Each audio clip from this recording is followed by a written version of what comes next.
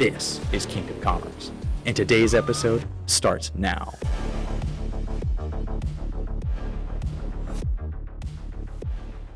As Christian entrepreneurs, our whole mission is to steward what God's given us for His glory. Now, in the culture that we live in, there are many questions that come up on how do we actually go about sharing our faith. In this episode, we will be discussing some of those questions and interviewing Scott Moffat and Joe Abraham to get their stories and experiences on how they're able to be a witness for Christ and have a successful business.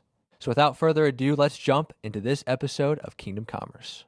Welcome, everyone, back to another episode of Kingdom Commerce, where we do commerce the kingdom way. I am one of your hosts, Cooper Peterson, joined by co-host Luke Reichbos and our sponsors, Scott Moffat and Joe Abraham. Today, we're excited to discuss how to share Christ in your business. Luke and Scott are going to dive into a discussion in the following segment. Feel free to comment down below any questions or comments that you have as they discuss. Let's jump right in.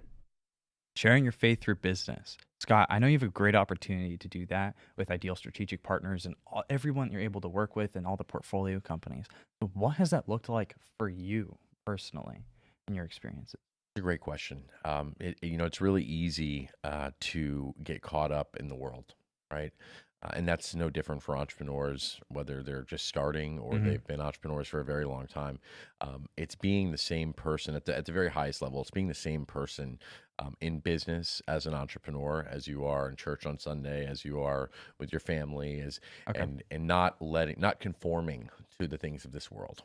So this could be something like, just some simple examples, maybe be putting something in like your email signature, or let's before we dive there, let's talk about kind of the two types of businesses. So there's a Christian business, which, right, the Hobby Lobby family, there was a suit that protects and the ability to have in your bylaws a statement of faith.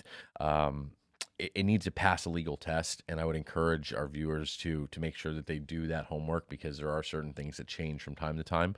But being a Christian business, I mean, you're able to have, and operate through the whole company, core values and all, as a Christian, and expect the same from your people. Now, being a Christian in business is a little bit different. So it's okay to share your views and to talk about your opinions. It's not okay to have anything that forces or kind of pushes people to adopt your views. So they're both legally accepted entities through the IRS, but they are vastly different in terms of how you can do. So obviously a Christian business is a lot more strict on with what you can do and can't do, but also it allows you to have these things that you really are like hiring by specific. Right. And, correct. It does give you the ability to enforce and have standards that must be upheld, and they can be faith driven if you're a Christian business.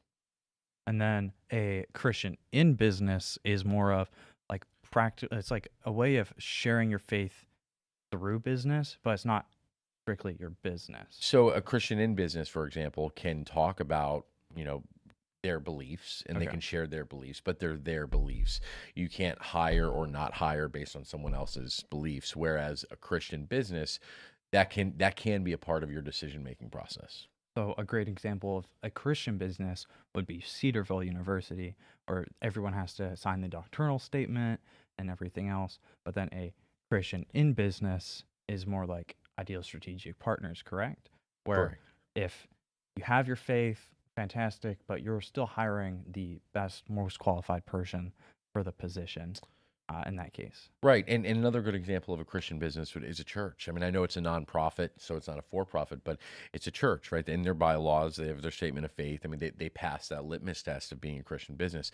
But being a Christian in business, it doesn't change that we need to walk in the light and be that reflector of Christ for everyone who sees us. In fact, I think that being a Christian in business, there's much tremendously more opportunity to be able to share the gospel with people who aren't as aware and bring people to Christ. So there's a lot of opportunity there, and being able to do that. So as I'm preparing to go out into the workforce eventually and job hunting and starting this, what are some ways that you practice or you've seen where it's like, this is a great way to be a Christian in business?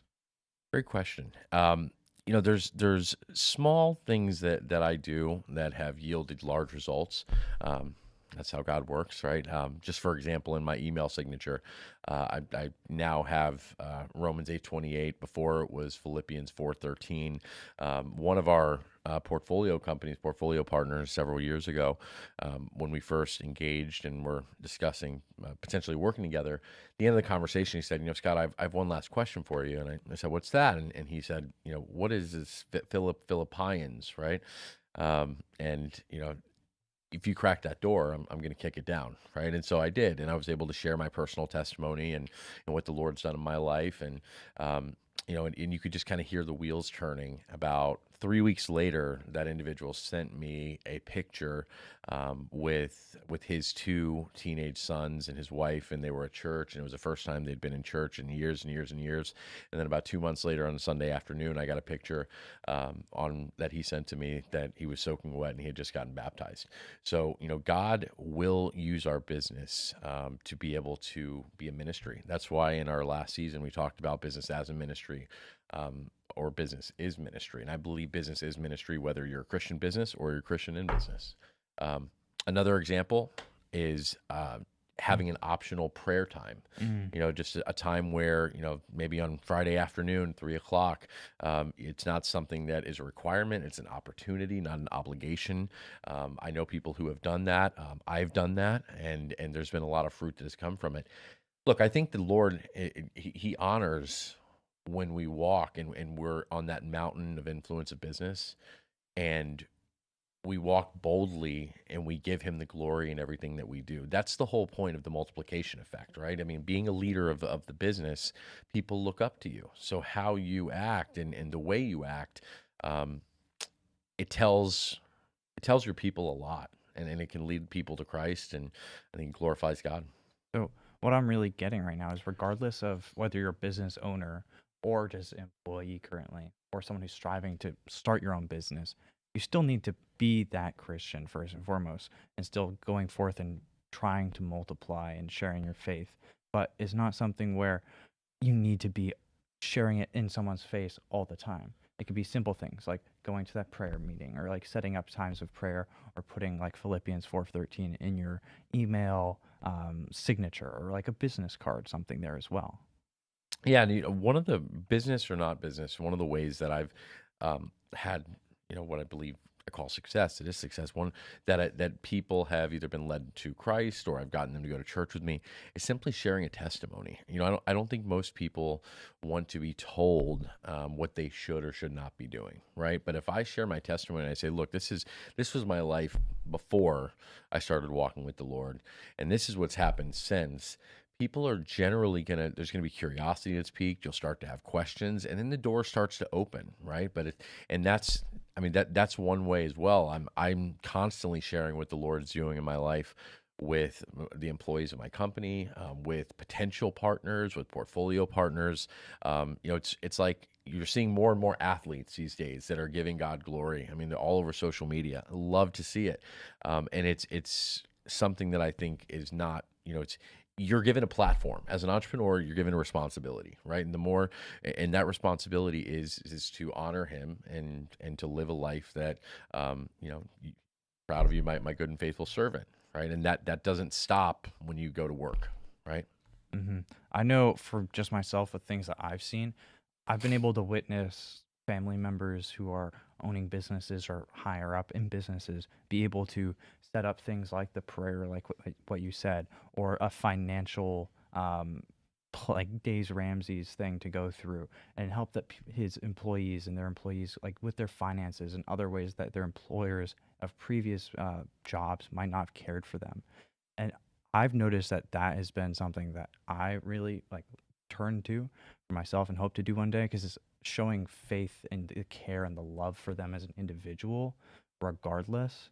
And what are your thoughts on that? How have you been able to do I that? love that. And when you were saying it, it just reminded me. I mean, I don't think I've ever gotten a response that was negative when I've asked someone, hey, what can I pray for you about specifically? And sometimes you'll get people that are a little confused, people that don't know the power of prayer, or they're not Christians. But I mean, I've never had anybody say nothing. Don't pray for me, right? And that's just not, that hasn't happened. Not to say it won't. Who knows? A But little prayer always helps. right. And sometimes it's just that question that just plants a seed, right? It's our job. It's faith like a mustard seed. It's our job to just plant the seed. Whether or not people are willing to accept or walk with the Lord yet or not, that's not our business. Our job is just like the parable of the sower, right? Is just to continue to throw seed, and at the right time, the Lord's going to harvest that seed. So going back for a second, you went ahead and mentioned the prayer time.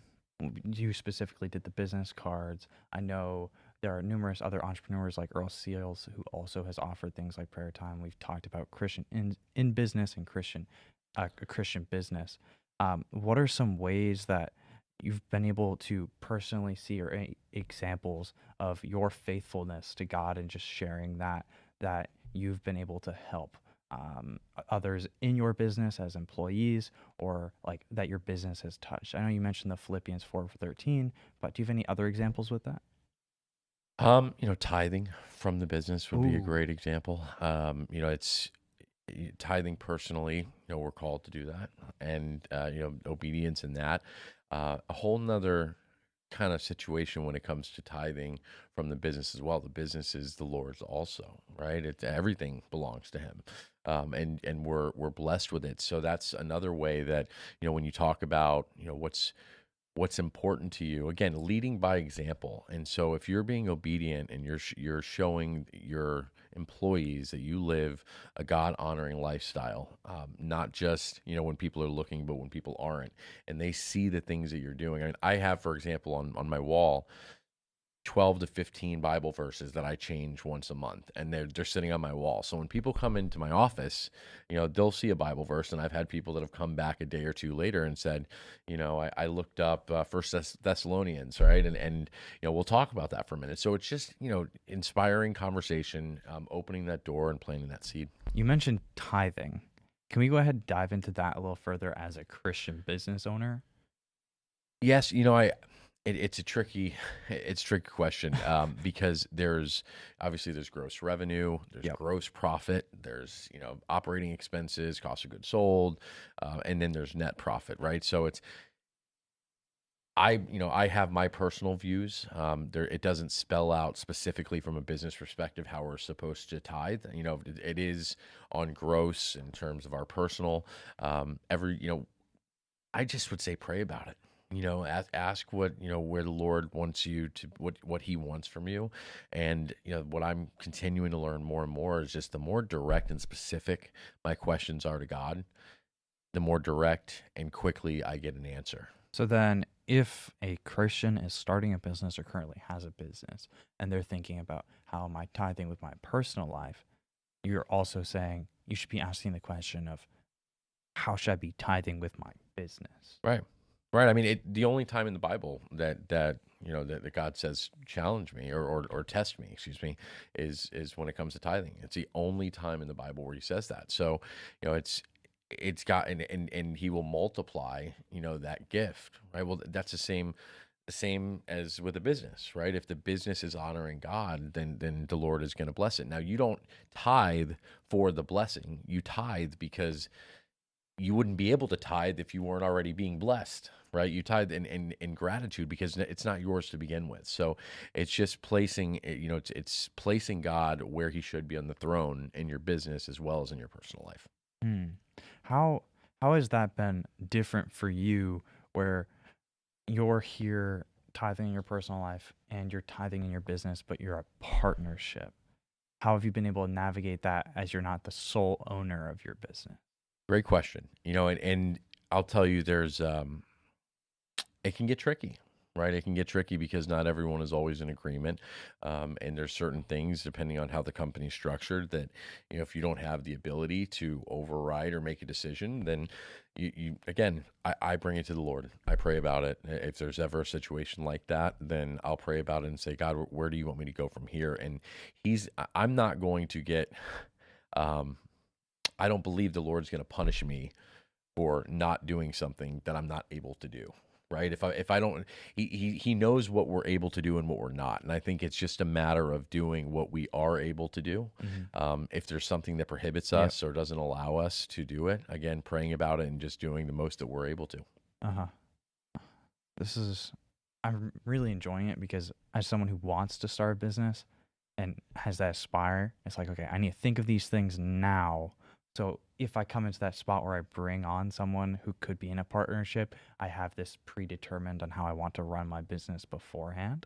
Would you say that's a smart viewpoint to have? It's a great viewpoint. It's just like when you're considering marrying someone, right? You want to have these conversations ahead of time and know that you're in alignment on these issues and on these topics, right? You don't want to kind of figure those things out later. So, asking, what's important to you, letting them know what's important to them, before you go too far down a road where, it's difficult to make those changes. Communication is everything. So I'll ask you a question. Ooh. What are your thoughts on, as you look to start a business, what do you think about partnering with someone who is a Christian being a necessity, partnering with someone who might be open-minded to your faith versus someone who's not a believer? I think for this topic specifically, I would have to say the first two, where partnering with someone who is a believer and is open-minded to my faith, are required, except for someone who's not. I don't want to partner with someone who is not a believer and is not open-minded to it, because then I can still try and strive to tithe with my business, on my business, and do that, and they would have that understanding of my faith, instead of being with someone where, yeah, you're a Christian, but keep that out of the business. This is business. But I would love, and I think it would be so fun to go into business, and if I ever had to be in a partnership or starting something with another Christian, because we can have that accountability and we can both pray about it together and go back individually and seek wise counsel. If something comes up, you can go and bring it before the church and their pastors, address things that way. But also the fact where it's like you're both striving to share Christ as well in the business, instead of just one person doing it and the other being like, hey, what are you doing? What is this? Right. Yeah, no, I mean, again, it's all defining and having those conversations ahead of time. And otherwise, going back, and it can be a little bit messier. So I think that having these tougher conversations early on, everything's so exciting. You just want to go when you get started, but really kind of putting a pause on it and saying, look, there's a lot more to come. And I want to make sure that we're discussing. It's almost like when you get life insurance, or when you're working on an operating agreement, right? Your operating agreement, it talks about survivorship. If something happens to me, what happens to my equity? What happens to the voting rights that I carry?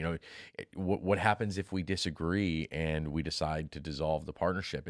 It's really challenging, because in some ways it's kind of the equivalent of like a prenup, right? With a marriage, which obviously I'm not in agreement of, but my point is that with business, it's not, it's a marriage in a sense that you have to work through things together, communication. There's a lot of parameters that are very similar to a marriage, but it's not a marriage. Partnerships split up all the time. There's a lot of challenges, unique challenges, and we've talked about that in a previous season too. So just, starting with the end in mind and knowing that, hey, we have to, hope for the best, prepare for the worst. If you don't prepare for the worst and it surprises you, it's going to be a lot more painful to figure that out. That's really good hearing it. One thing that is bringing to mind right now for me is the fact that you said, again, just the partnership aspect of it, where it's like that marriage. I know so many people, mentors, who have also said business is a marriage, and also being able to steward a good, strong, as Christians, Christ relationship at home, and that understanding can help set a foundation for when you go into business, whether it be with your spouse, you individually with a spouse working for you, with someone else, another, and just having that rock to fall back on along with your church and that Christian community that you're hopefully surrounding yourself with. Right. And important to note, though, business is like a marriage. It is not a marriage. It is not a covenant. It is not, there are business relationships. I mean, people go awry and astray, and you haven't, brought that covenant before the Lord and said, I do. There's a lot of similarities and parallels between a business partnership and a marriage. But again, partnerships dissolve all the time. And so understanding that, knowing that, and being kind of preparing yourself for that, I think it also reduces the risk of there being issues. If you're talking about the tough things early, then nothing's going to come as a surprise. Right? Having that clear communication. Yeah. And being able to clearly communicate and bring stuff before whoever it may be, whether it be your boss, their employer, your co-founder, your spouse, if something comes up. Right. No, 100%. You nailed it. Well, we're going to have to wrap this segment up here in a moment here. But are there any other examples that you might have, tips for someone who's looking to share their faith in their business, in where they work, but you don't want to just go out trying to evangelize to someone? Yeah, buzzwords. I use them all the time. Have a blessed day. How can I pray for you? If I'm talking to someone, whether it's a portfolio partner, an employer, or an employee, excuse me, or even a potential prospect, a prospective partner, it's if they say they're sick or their child's sick, I'm going to pray for them. And just saying that, you're not asking them to engage, you're not asking for them for their beliefs, but I mean, the topic again is how do we share our faith through business? And that's one way, is just letting people know where we stand and what we stand firm in. And so without shoving it down someone's throat, if I tell someone I'm going to pray for them, they probably know who I work for. So then it's also the bringing everything and living out a Christ-centered life.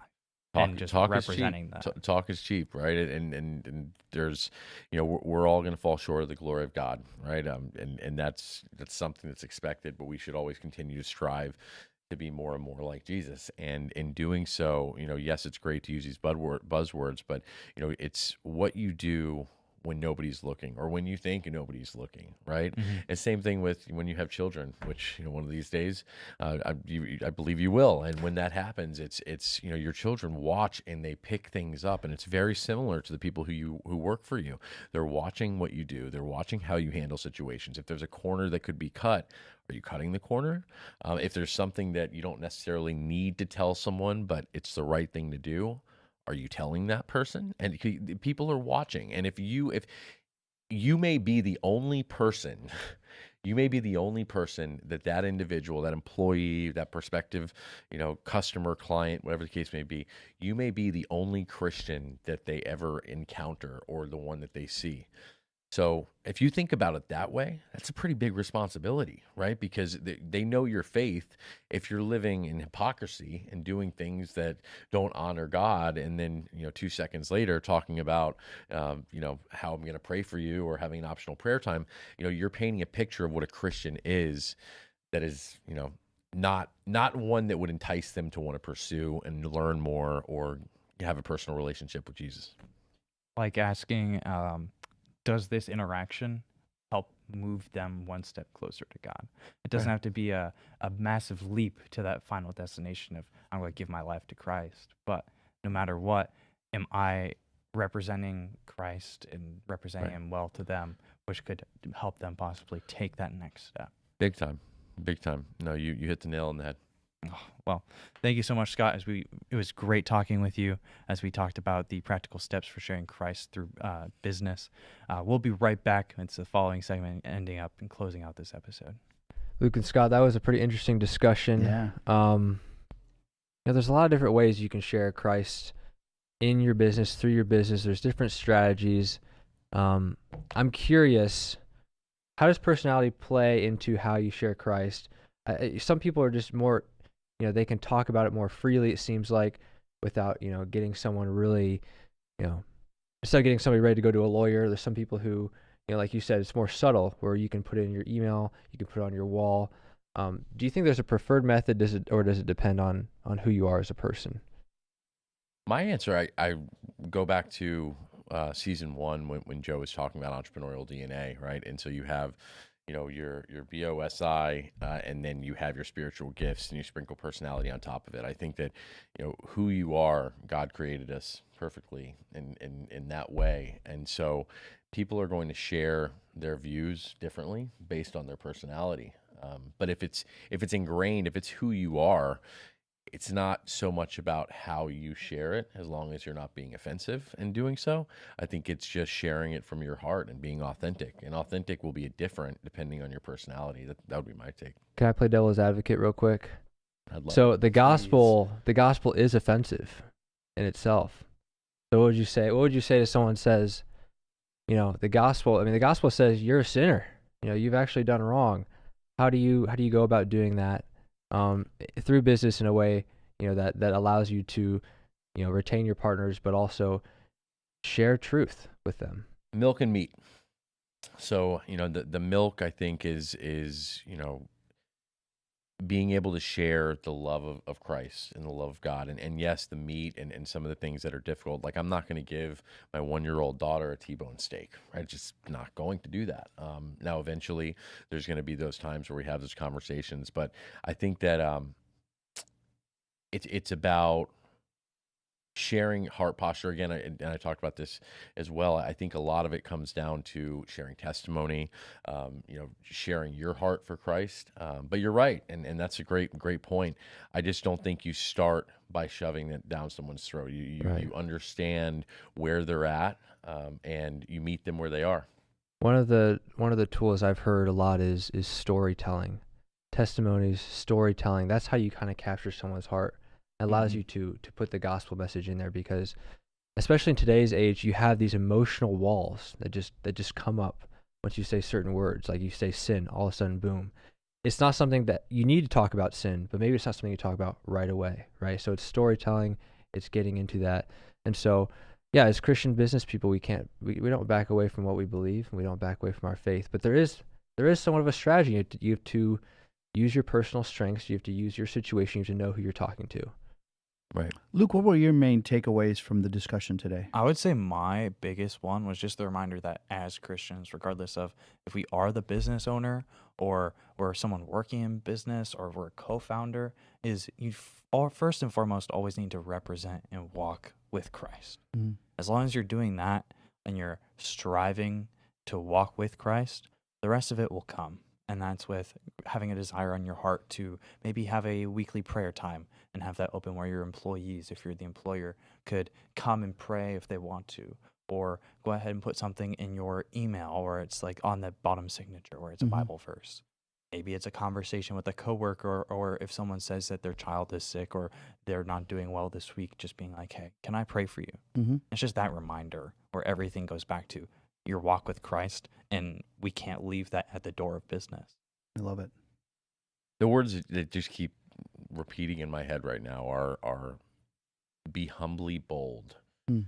So the humility, I think that's meekness. Yes, and I think that so many people that aren't believers or don't understand what it means to have a relationship with Christ, they feel that there's this holier than thou or this judgment that comes from Christians versus non-Christians, and that's a turnoff. Nobody wants to feel judged or persecuted, especially not by another sinner, right? Mm-hmm. And so I think it's just it's loving, leading with love, and Earl Seals has told me a couple of stories of of situations where you're just leading with love, and people don't care to know until they know you care. So I think if you just exemplify and act in a Christ-like manner, God will do the rest.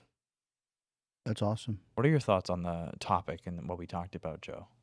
I think it's something that every Christian entrepreneur wrestles with. And I think you have to take the time to set your convictions based on who you are, of, everything from what he talked about. Am I going to be a Christian business or a Christian in business, to what are my spiritual gifts? Do I have the gift of evangelism? And if you do, am I overdoing it? One of my pastors gave us the picture of, hey, there's green apples and then there's red apples. Don't bruise the green apples when they're not ready. And so many of us get all hyper excited about spreading the word, and we go after the green apples and we bruise them for later, when really all we had to do was do some of the simple things you did. So that when it becomes the red apple, when they're ready, then the person of influence in their life, hopefully the entrepreneur, the boss, whoever, can then have that more direct conversation, right? So God's going to put a lot of people in your life, and you have to be able to discern, is this a green apple or is it a red apple? Should I hammer this small step, or should I not?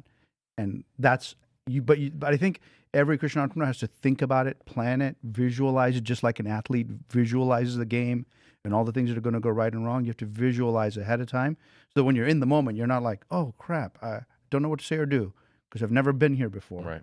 Visualize all the different scenarios and be ready. And you know what's great about this is it's not us. We don't save people. Yeah. You know, it's the Lord who saves, and we're called to be faithful in being bold but being humble. And so as business people, we can't back away from it. We say the truth and we say it with grace. And so I appreciate the discussion that we've been having. I think it offers some great insights. And we will link some resources down below. And there are many ways and great resources out there on how to share your faith in a way that allows you to be meek, but also bold. So thanks, guys. Let's wrap up this segment. And thank you all for watching this episode. We'll catch you in the next episode of Kingdom Commerce.